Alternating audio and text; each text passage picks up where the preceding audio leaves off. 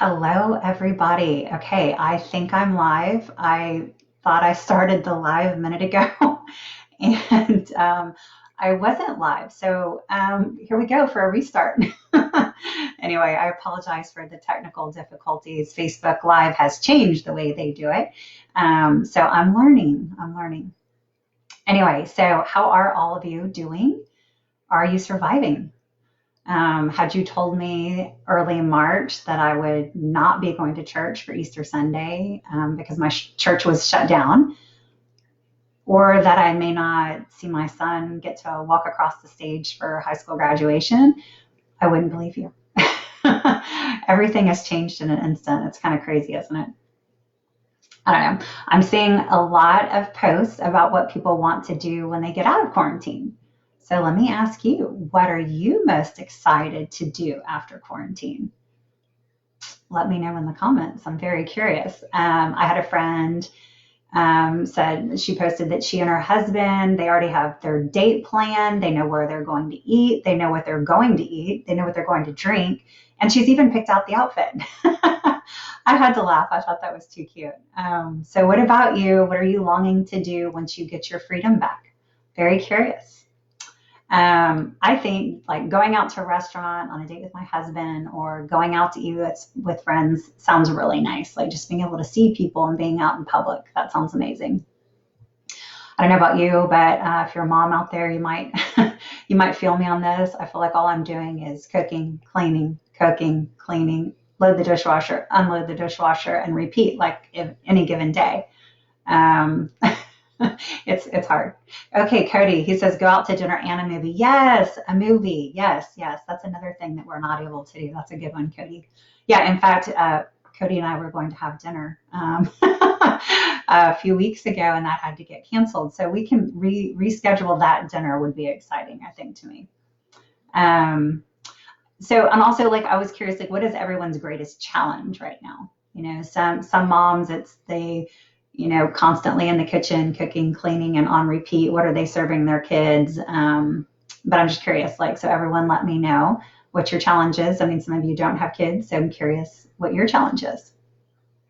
Um, and I'm also curious about what people are doing to manage their stress. I think that desperate times call for desperate measures. And I've definitely gotten creative at my house. Believe it or not, I'm working on a puzzle to manage my stress. And it really helps a lot. Like throughout the day when I'm feeling stressed or overwhelmed and my anxiety is creeping up, I just like go sit on that table behind me and I work a puzzle. And I find that it really helps me to kind of refocus and it gives me that mental escape that I really need. It also kind of grounds me and bounces me out. So puzzles for the win. Like, how funny is that? Of course, my kids enjoy working on the puzzle with me too. So that always makes it fun. I'm reading what Cody says. He says, not slacking too much with work and the pup. Yeah, I can see that. Yes, for sure. I'm pretty sure I get like, I don't know, an email a day from at least an email a day. That would be kind from every one of my four children's teachers. I'm honestly amazed at what our teachers have been able to do in record time so that our kids can learn from home. So thank you to the teachers. I don't know, but really, I feel like sometimes I need full-time help just to manage all the emails, the logins, the assignments, the passwords, the apps, the websites. Can anyone relate? It's hard, right? The struggle is real. On a positive note, the weather's been super awesome the last couple of days. It really makes you want to just like move everything outside and soak it up. One of the things that's made me the happiest through this whole thing is just looking out my window where I sit right here at this computer. I get to look out, and even right now, there's a little girl on a scooter. Families are walking. You see people doing rollerblades and riding bikes and doing sidewalk chalk. Honestly, it's like for me living the dream. I think all the neighborhood dogs are out. They're getting walked more than ever. They're happier than ever having their owners home. I don't know. The weather's just, it's awesome. And I think I just like to see the ingenuity and the creativity that everyone has kind of brought forth through this thing to stay active, stay happy, stay healthy. So it's good. Yes, Melissa. Hi, Melissa. um, I don't know. So a few weeks ago, when I was going through my list of tips to survive, like working from home while homeschooling kids, I mentioned making the time to go outside. And really, this is why we need to see the trees, the squirrels, the birds, and the blue sky. Like we need to breathe in the fresh air and soak up the vitamin D. My brother actually told me that the air quality is the best it's been in 25 years. Yep, because all the cars are off the road. You can't help, it's crazy. I don't know. I just think being outside, you can't help but feel good. If you're able to move your body while being outside, even better. So I'm just curious, what are you guys doing for like family fun right now? What are you enjoying doing? Melissa, what are you guys doing at your house that's fun for the kids? Definitely let me know. um, just to put this out there, if anyone's interested, I did put together a Facebook group for home workouts, and I called it COVID-19 Home Workouts. It's a free group. Anyone's able to join. Please join. It's super fun. I am enjoying having a purpose right now, being able to create these workouts that you can do with like next to no equipment. You don't have to, you know, you really like a dumbbell or a set of dumbbells can do most of the workouts. So that's all you need. You will notice on my workouts that I don't have a home gym or a garage gym, but I do have plenty of puppy dogs, and they are always there to love on me and coach me through any of the hard workouts that I come up with. I even have a towel boy who licks the sweat off me as I'm working out. Probably the most tongue I've gotten in a while. Sorry, husband. Anyway, I realize if you're not a dog person and that's not appealing to you, like that's totally fine. Okay, Melissa says she's riding a lot of bikes. Yeah, and spending so much more time outside, Cody. Yes, me too. I was coaching a Zoom class the other day, and I was outside. I was rolling up my sleeves and hiking up my shorts, trying to get a little bit of sunshine. Like the weather's been great, and it's just been so nice to be able to get out. Yeah. And Erin says the puppies are the star of the workout videos. They are. They truly are. Nobody's coming to watch me, I can tell you that.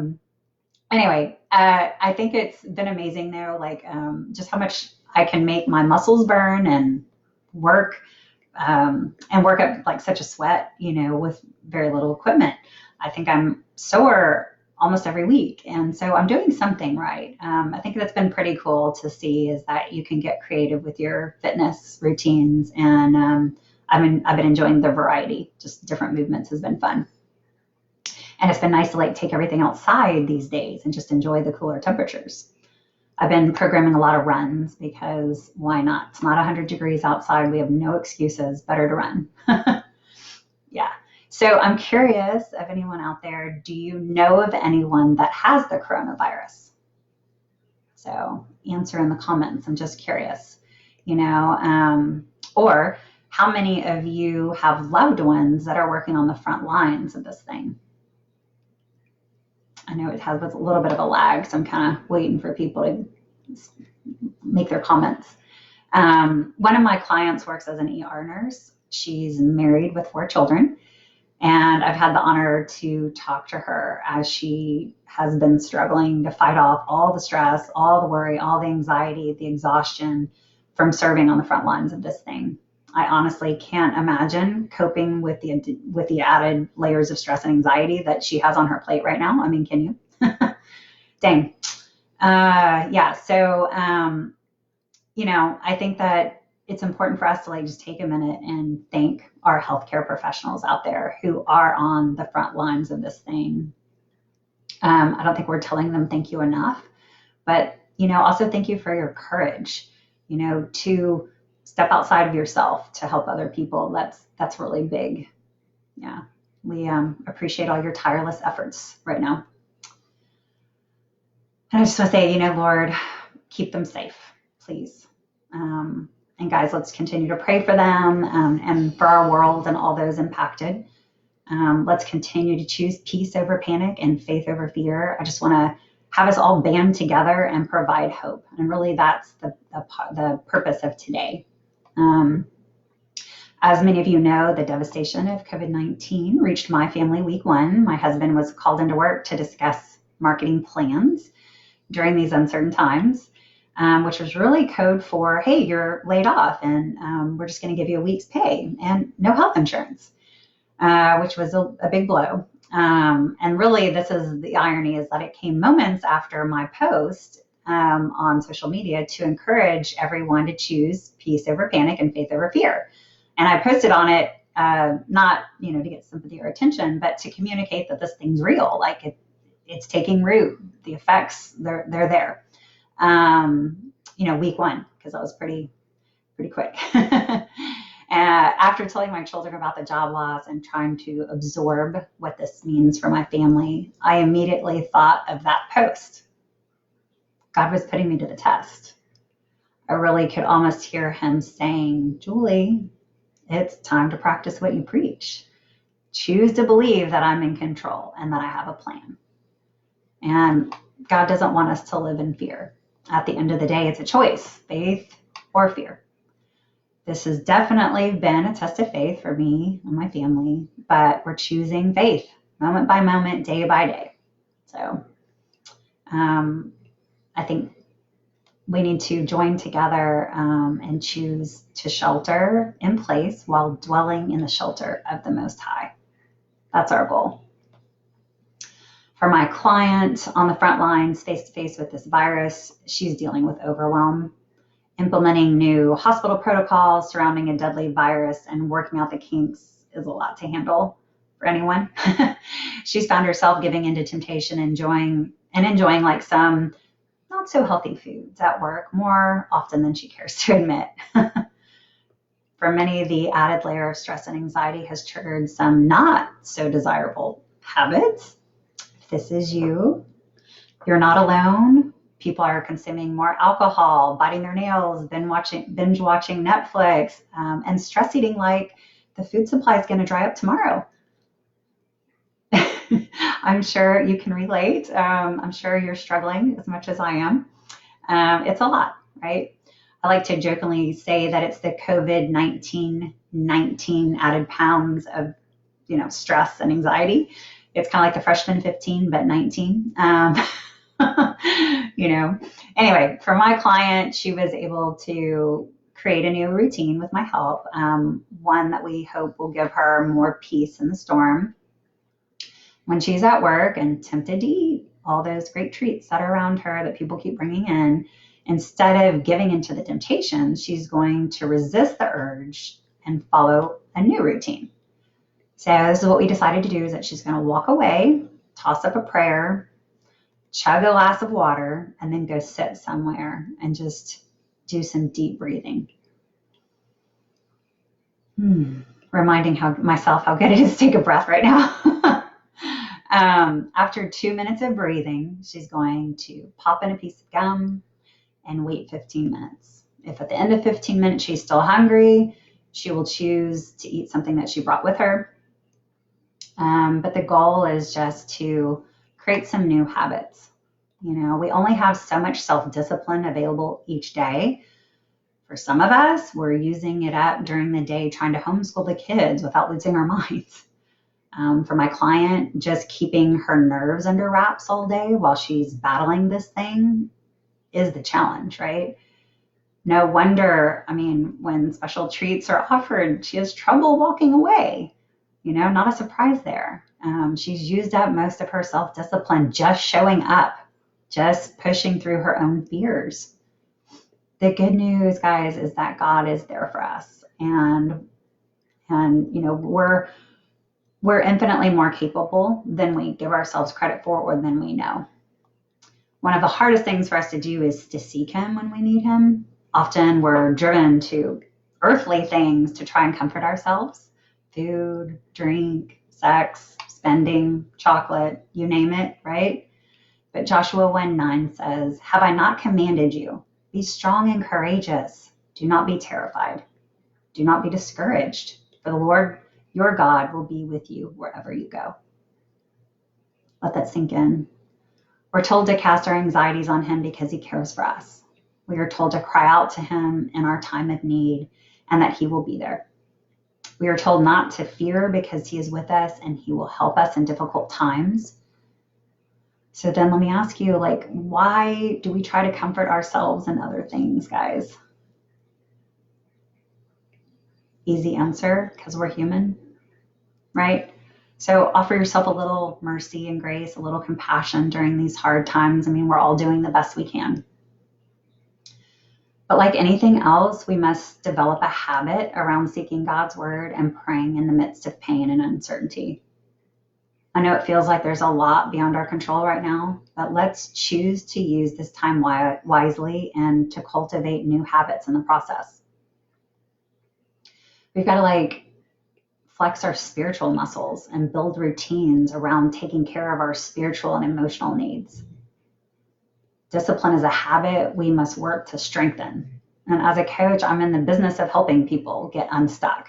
I'm able to provide the support and accountability necessary to create new routines and habits to guide my clients toward their goals and toward the life they want to live.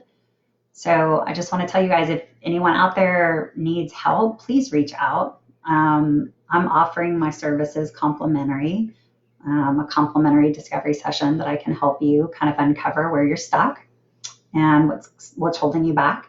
So if you're interested in that, please reach out. I want to serve during this time. And now I kind of want to talk about spreading hope. None of us can heal without hope. It's easy to feel a loss of hope when life circumstances kind of flip our world upside down, like right now.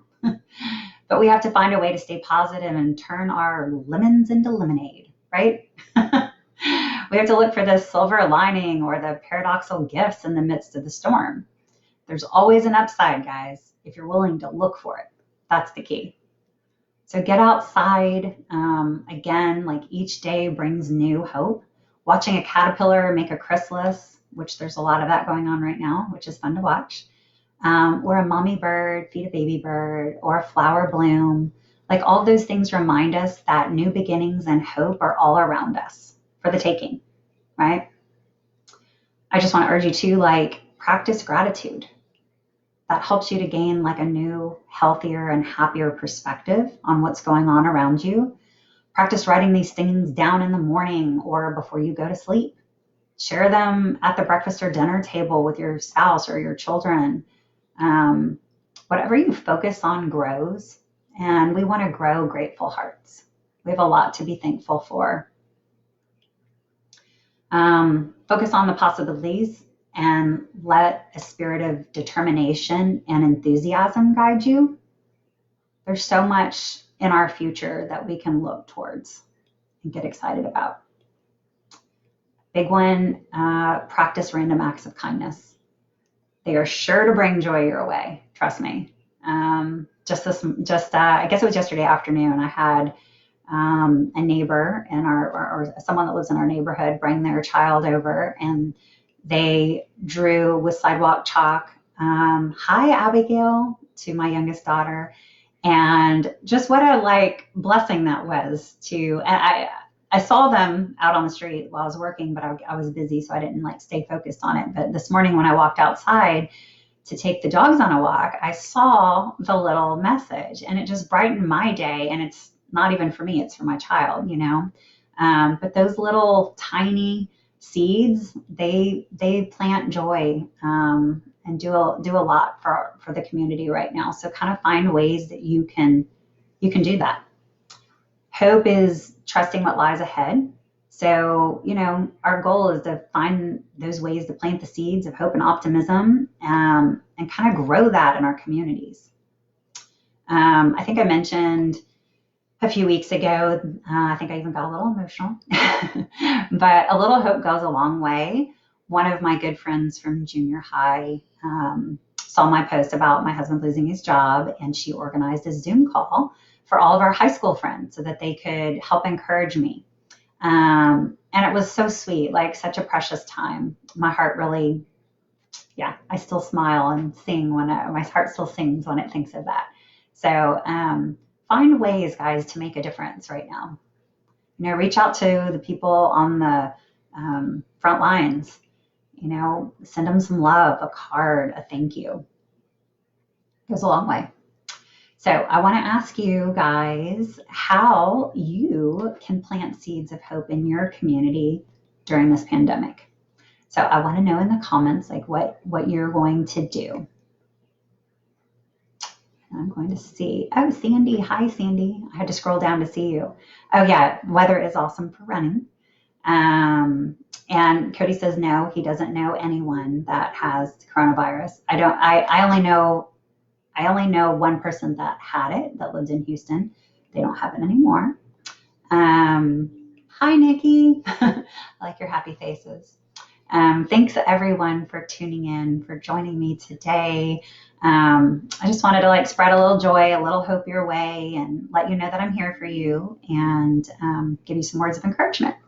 So I hope you have a wonderful day, and we will be talking soon. All right, bye.